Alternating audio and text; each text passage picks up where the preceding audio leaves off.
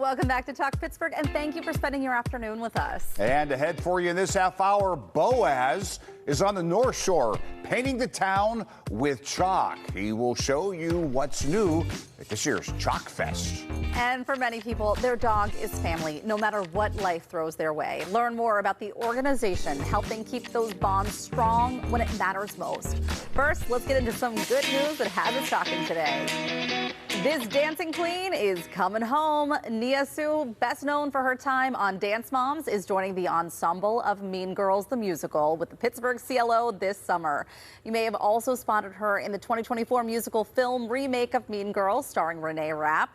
The CLO production runs July 7th through the 12th at the Benedum Center.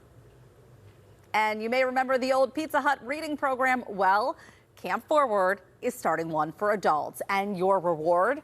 An ice-cold beer at Acclamation Brewing in Verona. Just print off this reading log. We have a link to it on our website. Read 4 books between June 1st and July 31st. That's easy, right? Bring your completed log to Acclamation Brewing and get a drink or a mocktail on them. Well, for a lot of people, their dog isn't just a pet, it's their lifeline. And when life gets unpredictable, there's a group stepping in to make sure those dogs are cared for, safe, and one day back where they belong.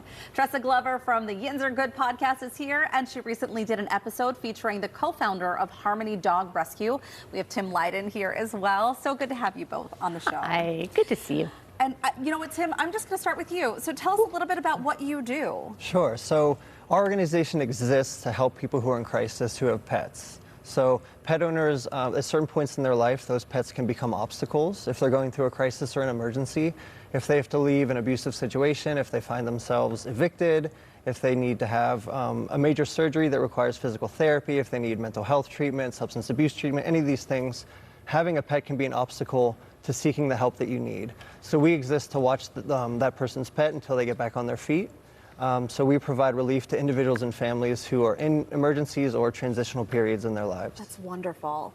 And I mean, that kind of speaks, I was going to say, what did you find so remarkable? But just hearing the story there, that's it, huh? That's it. Yeah. And I know when I first, Tim actually had reached out to us. We've featured them twice on the show now. But he actually reached out with an email when they were first starting out, telling about who they were, and we met for coffee first. And I was first so struck by how kind Tim as a human, like separating him from the work he's doing, but this genuine and just kindness about him. And then as he began to talk about what they do, I had never thought about the specifics of everything he just talked about, right, about people when they are at their most vulnerable in those specific ways, yeah, and thinking about what does that mean for their pet, who for so many people are like family members, right, and that the goal is reuniting, yeah, at the end after they go through what they need to go through, that the goal is to get them back together with their animals. You know, I think about this idea that when it rains, it pours. And if you're in one of those really terrible situations, I can't imagine that the last thing you want to do is then have to give your dog up for adoption or your pet up for adoption. And so that's kind of, you're that placeholder. Exactly. Almost. Yeah, when people surrender an animal, they don't do it out of convenience. They do it out of necessity, out of desperation, right, because they don't have any more options. So we just wanted to provide that option. And yeah, we've learned so much too. Like Tressa said, I didn't think about all these situations where people would be stuck in a situation because they have nowhere for their pet. Like when I was growing up, if I saw someone on the side of the road, a homeless person with a dog, my first instinct was, well, they shouldn't have that dog, right? Right. But now after the work that we're doing, I realized, well, they are on the street because they didn't take shelter, because they couldn't take their dog. Right. So just things like that you don't think about until you get to know these people. What's it been like? So 2 times you've been on the Yinz Are Good podcast. What has it been like being featured? Did you find any reward out of that? Better connections with people? Oh, absolutely. I mean, Tressa's network is enormous, and yeah, being on her podcast has been amazing. I'm still getting used to talking, public speaking, and being on TV. I'm used to just being with animals and not having to do this, but it's really important that so many people still don't know about what we do.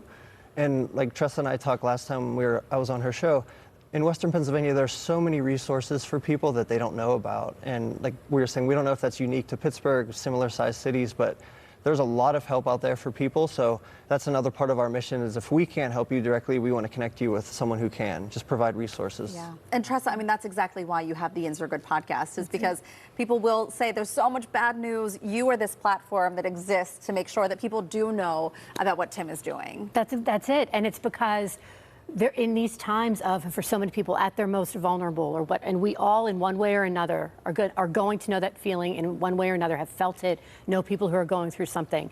And it's not that those things aren't happening, it's that there are so many people around to lift people up when they need it, and that's what the news that I'm getting out there. Well, we love what you're doing every single day, Tressa, and thank you so much for coming on, Tim, and doing what you do, too. Thank you so much. Thank you. And the Yinz Are Good podcast is available on most audio streaming platforms. We will have a link to that and to the Harmony Dog Rescue as well.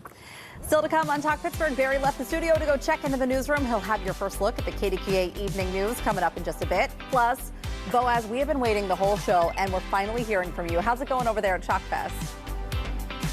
Oh my gosh, we are having a great time getting ready for Chalk Fest. So there are going to be over 30 artists here over the weekend, but we got 2 to get here early to give you a little preview of what's to come. We're going to show you more after the break.